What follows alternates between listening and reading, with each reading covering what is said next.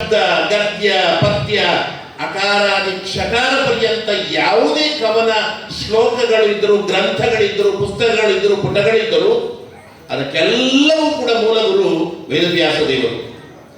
ಆ ವೇದವ್ಯಾಸ ದೇವರ ಒಂದು ಆ ಎಲ್ಲ ಗುರುಗಳ ಒಳಗಡೆ ಆ ವೇದವ್ಯಾಸ ದೇವರನ್ನ ಆರಾಧನೆ ಮಾಡುವ ದೊಡ್ಡ ಪುಣ್ಯದ ದಿವಸದಂದು ವೇದವ್ಯಾಸ ಅಪರ ನಾಮಕರಾಗಿರ್ತಕ್ಕಂಥ ಭಗವಂತನನ್ನ ಆರಾಧನೆ ಮಾಡುವ ವೇದವರ್ಧನ ತೀರ್ಥರು ಇಲ್ಲಿ ಬಂದಿರುವುದು ಸಾಕ್ಷಾತ್ ವೇದವ್ಯಾಸರನ್ನೇ ನೋಡಿದಷ್ಟು ಸಂತೋಷ, ನಾವು ಭಾಗ್ಯ ಪಡೆದಿದ್ದೇವೆ.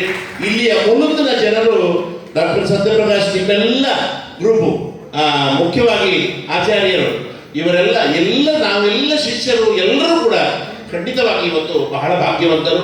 ಗುರುಪೂರ್ಣಿಮೆಯ ದಿವಸ ಸಾರ್ಥಕವಾಗಿ ಶಾಸ್ತ್ರ ಹೇಳ್ತದೆ, ಒಂದು ಊರು ಅದು ಸರಿ ಇರಬೇಕಾದ್ರೆ ಒಬ್ಬ ಗುರು ಸರಿ ಇರಬೇಕು. ಅದಕ್ಕೆ ಗುರುವಿಗೆ ಇನ್ನೊಂದು ಶಬ್ದ ಇದೆ, ಅದು ಬ್ರಾಹ್ಮಣರಿಗೆ ಪುರೋಹಿತ ಅಂತ. ಅದರ ಸ್ವಾರಸ್ಯಮಯವಾಗಿ ಬೇರೆ ಬೇರೆ ಅರ್ಥವನ್ನು ಮಾಡ್ತೀವಿ, ಪುರುಷಸ್ಯ ಚಡೋಷಸ್ಯ ಅಂತ, ಅದು ಬೇರೆ.